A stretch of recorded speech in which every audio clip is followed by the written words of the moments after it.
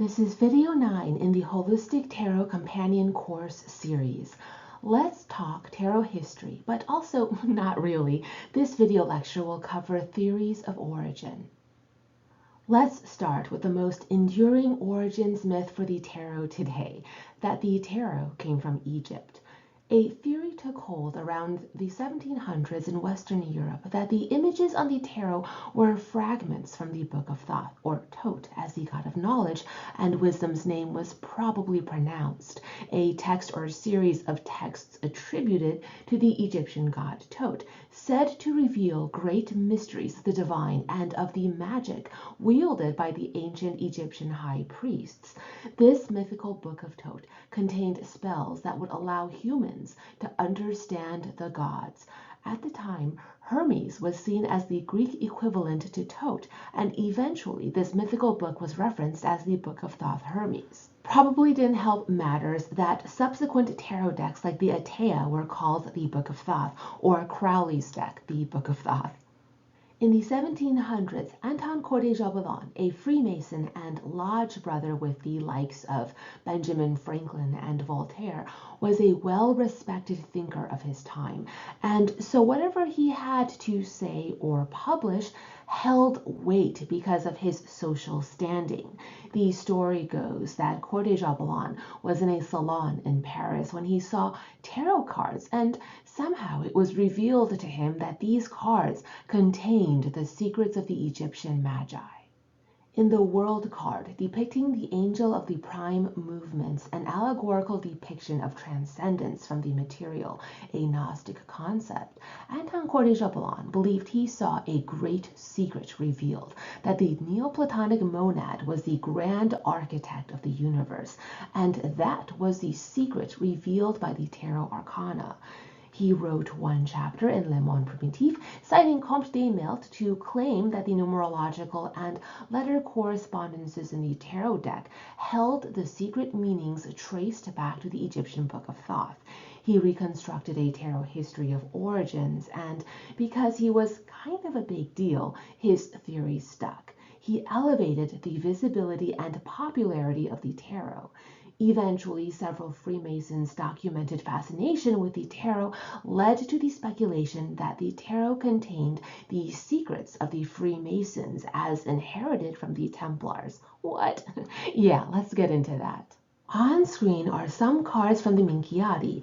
The Gnostic movement of the Cathars took place around the 1100s and 1500s in northern Italy and southern France, concentrating among the artisans, craftsmen, and merchant class, among whom would have been the artists commissioned to paint tarot cards for the nobles. This region also corresponds directly with Florence and Marseille. Cathars can be traced back to the early Gnostics and Manichaeans, a particular sect of Gnostic beliefs that syncretized Zoroastrianism, Judaism, Christianity, Islam, and Buddhism. These Gnostic beliefs were a common tie between the Cathars and the Templars. Arthur Edward Waite himself has written, quote, "Visions of Christian Gnosticism, Manichaeism, and the pure primitive gospel shine behind the pictures," end quote, of the tarot. The 14th century marked when tarot began, says Waite, and also marked the demise of the Cathars, and maybe, just maybe, the Cathars, these artisans, encoded their secret doctrines into the tarot to preserve these mysteries. If you're interested in reading up on Gnosticism, the Cathars, and the tarot, check out the works of Russell Sturgis, Robert Swarin, and John Matthews. Enter another popularized myth for the origins of the tarot, the Templars. Always the Templars, am I right? During the Middle Ages, Mamluk playing cards exchanged hands between the Franks, or the Crusaders and Templars, and the Saracens in Levant, the Holy Lands. Here's where we start getting these speculative connections between mystical secrets of the Prisca Theologia, the divine mysteries of God, being encoded into the cards. The emperor, perhaps, was King Philip IV of France, who persecuted the Templars and wiped them out, along with Pope Clement V in key 5, the Hierophant, signifying the Black Death or the Plague. The Devil card was Baphomet, who the Templars purportedly worshipped, and the Tower card represented the fall of Acre. This was political commentary criticizing the French king and his puppet Avignon papacy under the king's control. Then, of course, there are the enduring rumors that the Freemasons descended from the surviving Templars. Remember that Freemason guy we just talked about, Anton de Jabalan, the guy who believed that all the tarot decks coming before were wrong to have the hanged man upside down, and so corrected it in his book and made the guy right side up? That guy? Around the time of Coeur de Jabalan is one of the first documented, shall we say, professional tarot readers, Jean-Baptiste Alliette, or Atea.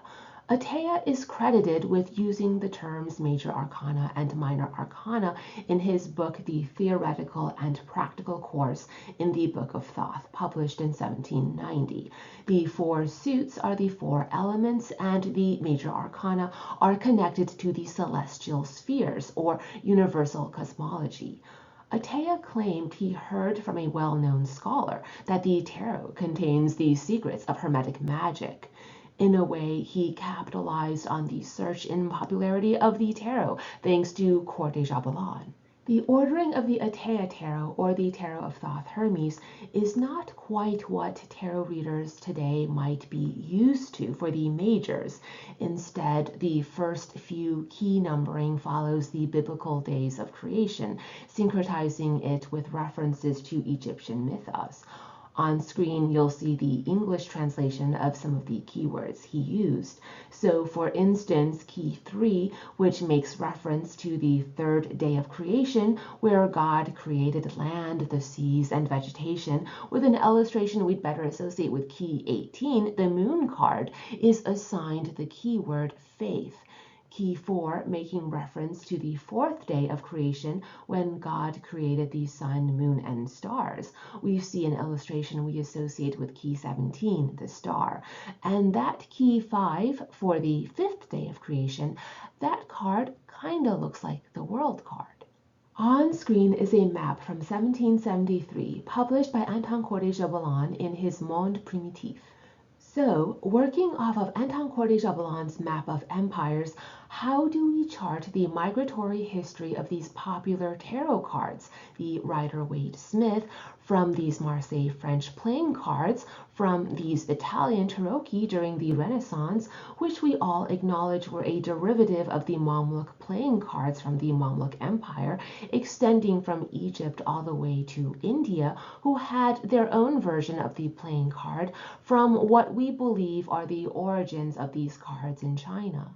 Records of Chinese playing cards date back to the Song dynasty, which is between 1127 AD and 1279 AD. They became popularized during the Mongol-controlled Yuan dynasty, that's 1271 AD to 1236 AD, a period just coinciding with the Templars, Crusades, and the Mamluk Empire over in Western Europe, West Asia, and Northern Africa.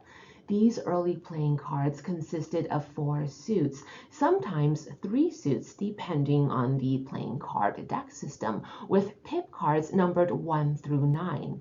There was a subset of illustrated cards called honors, similar, yes, to the major arcana, or at least it isn't unfair to draw that comparison. Honors typically depicted Taoist or Confucian moral concepts. There were also character cards. Yes, not unfair to draw the comparison to court cards that depicted well-known historical or fictional figures that those of the time would have easily recognized. The Mongol Empire during the 13th and 14th centuries, which the Europeans or Franks called the Cathars, nicknamed the Golden Horde, comprised of Turks and Mongols. On screen, you're looking at a map I drew myself, so it's a little rough and not to scale, but it generally references Europe, Levant, the Holy Lands, and North Africa during this time. At the height of the Mongol Empire, which was around 1279 AD, everything you see on screen shaded in red was under the rule of the Mongols and Turks, even reaching the Scandinavian peninsula in northern Europe and all the way to the Korean peninsula in the Far East. During this time, the Mongol Empire crossed paths with the Mamluk Empire. The seat of the Mamluk power at the time was Egypt, Cairo to be exact. Could the playing cards carried to the Holy Lands from the East exchanged hands with the Mamluks to create the predecessor of the European tarot? Now let's chart that, shall we? The Chinese playing cards coming over from the Great Yuan, the Far East. Here's Levant, Jerusalem, Tyre and Acre, even Sidon and Tripoli, Cyprus, Ruad, Damascus.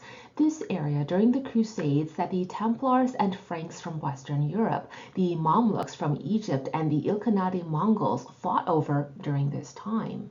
North Indian playing cards can be traced to this period, and at this time in history, the region was controlled by the Mamluks, giving rise to what we recognize as the Mamluk playing cards, which, yeah, kinda were sorta from Egypt, since Egypt was the Mamluk seat of power. You had robust international trade between North Africa and Florence at this time, and it's here we see the first Cherokee, with a structure eerily similar to its East, West Asian, and North African predecessors. Trade between Florence and the Kingdom of France happens, and now we get the French tarot, migrating from Marseille and Avignon to Paris in the north, and then to London. A quick sidebar, the theory of origin that the tarot, or an early version of playing cards and using them for fortune telling, coming from the Roma, isn't that crazy. The Roma were a class of entertainers from northern India who migrated westbound between 400 AD and 1400 AD. And yes, if you've been paying attention to the dates, that coincides with just about when everything else we've been talking about was happening. The Mamluks ruled North India in the 1200s, right from the 1700s all the way to the 1980s. You have this long enduring mythos that tarot fortune telling comes from the quote gypsies or the Roma. You'll often hear historians dispel this theory as implausible, and for a while it was fully dismissed as a myth. But recently, this myth has resurged in popularity and regained a foothold in the tarot community consciousness. My thoughts? I don't know, it's not that crazy of an idea. Let's talk a bit about the Mamluk playing cards. The ones we have records of today were hand-painted and belonged to the wealthy class, though economical, cruder versions for the military and common folk certainly existed. These that we still have records of followed Islamic aesthetics, which emphasized geometric patterns and calligraphy to express concepts of the divine. The Mamluks in Delhi, North India, had similar cards. These cards consisted of 4 suits, pogo sticks, cups, swords, and coins, and 13 cards per suit. Side-by-side comparison, the early Chinese playing cards depicted the 4 Confucian social classes, the scholar, the farmer, the craftsman, and the merchant. The Mamluk playing cards, by the way, Mamluks themselves were a warrior-soldier culture, worked with the titles officer, viceroy, and sultan. Trade between the Mamluk Sultanate and Florence flourished between the 1300s and 1400s. In 1422, there was even a commercial treaty signed between Florence and the Mamluk Sultan. In 1442, Florence sends its first diplomatic mission to Cairo, Egypt. 1442, this brings us right into Italy during the Italian Renaissance, and circa 15th century, we get the Italian Cherokee. You often hear, no, the tarot did not come from Egypt. They are the direct descendants of Mamluk playing cards.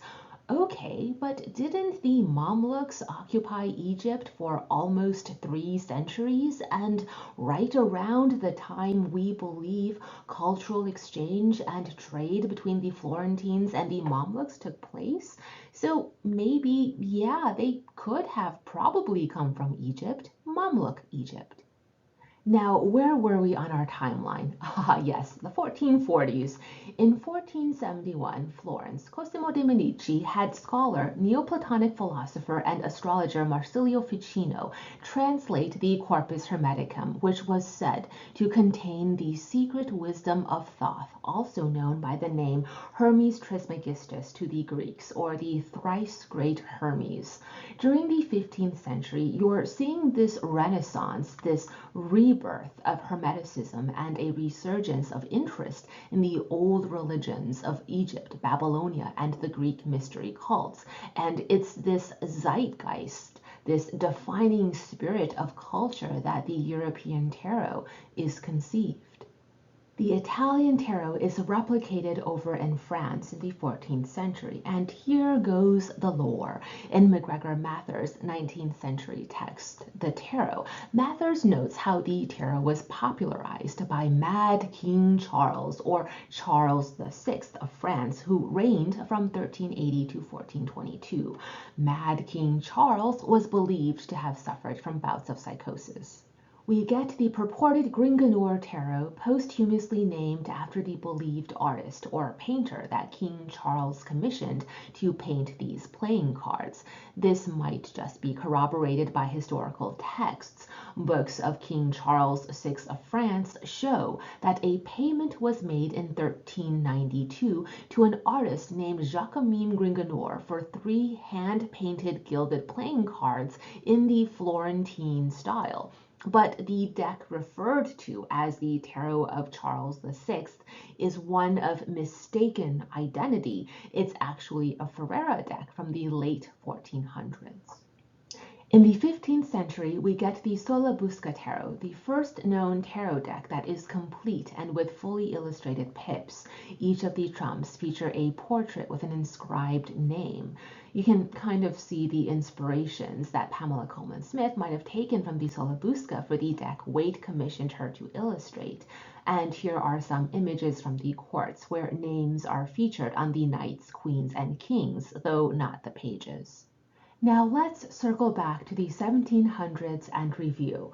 We talked about Anton Corday Jabulon seeing hermetic revelations in the tarot. These hermetic principles were believed to trace back to the Egyptian god of writing and wisdom, Tot, and these leaves of symbolic imagery were thus leaves from the Book of Thoth Hermes, traceable back to the ancient Egyptian magi and their spells for knowing the highest secrets of the divine.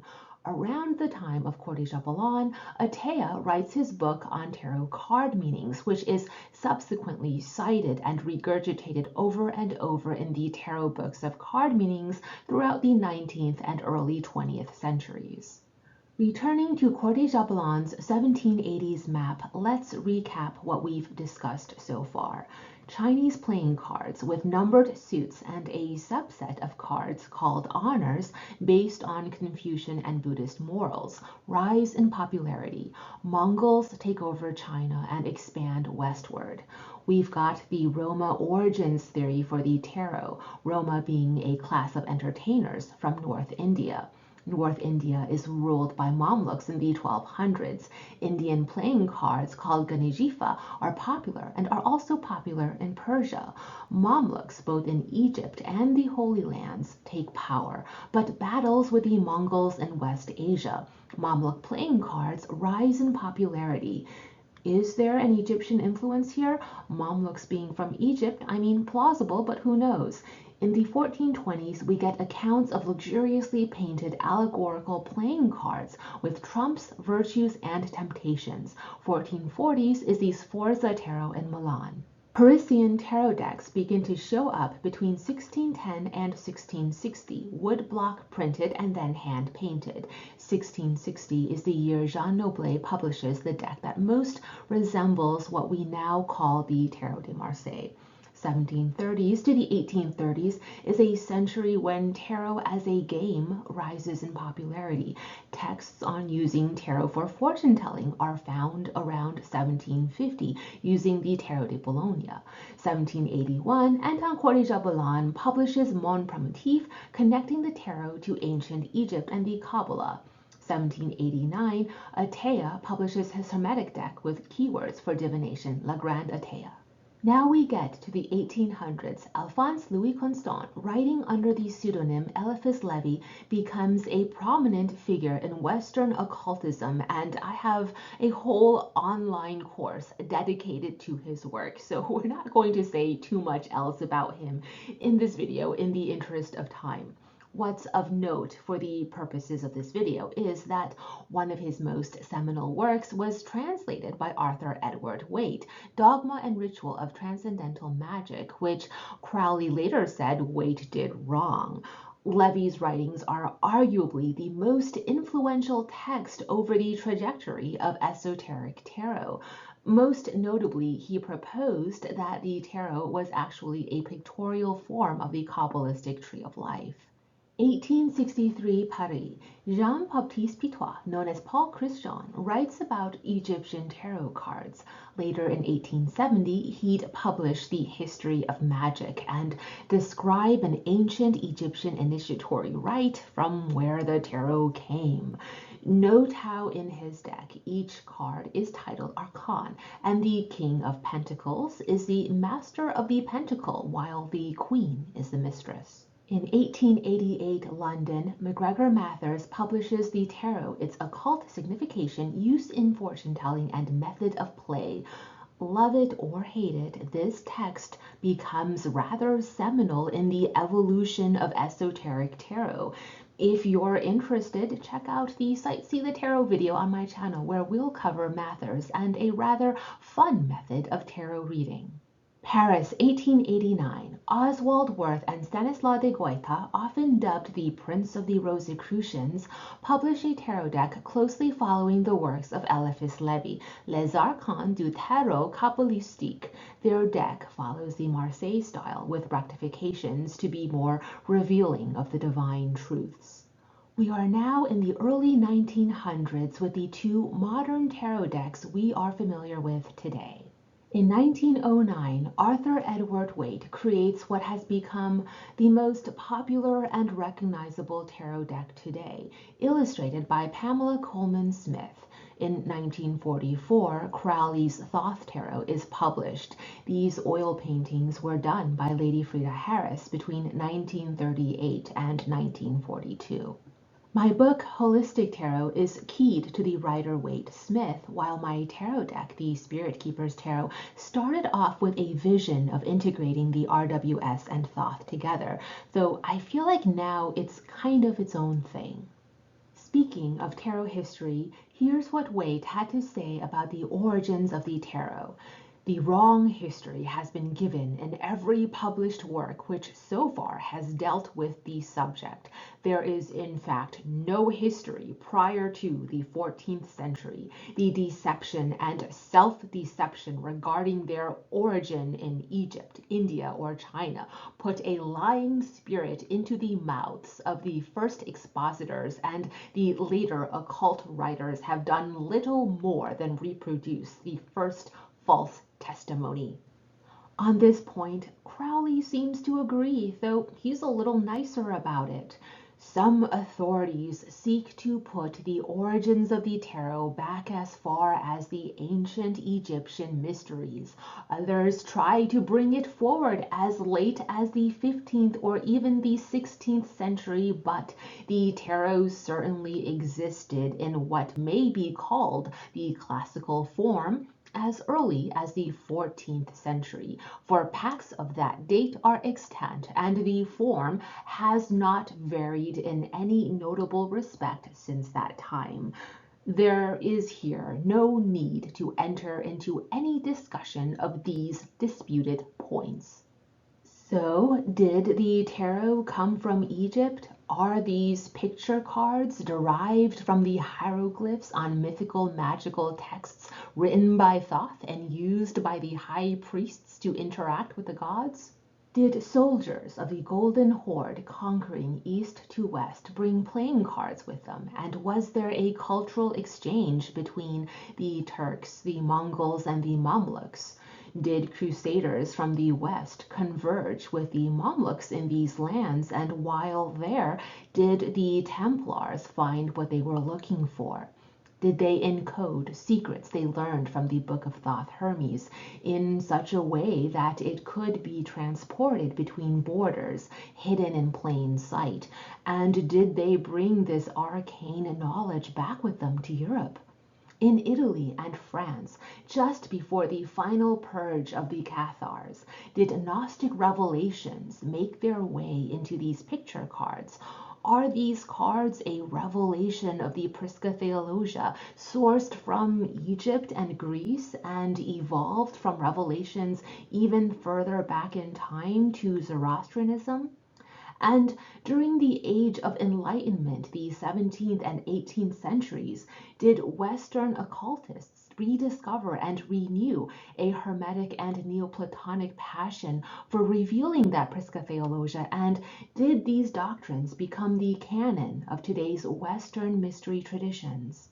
Or, like Waite and Crowley said, the origins of the tarot only go back to the 14th century. Maybe there's nothing more to it than that. I suppose for now, these are thought explorations for each one of us to seek for ourselves.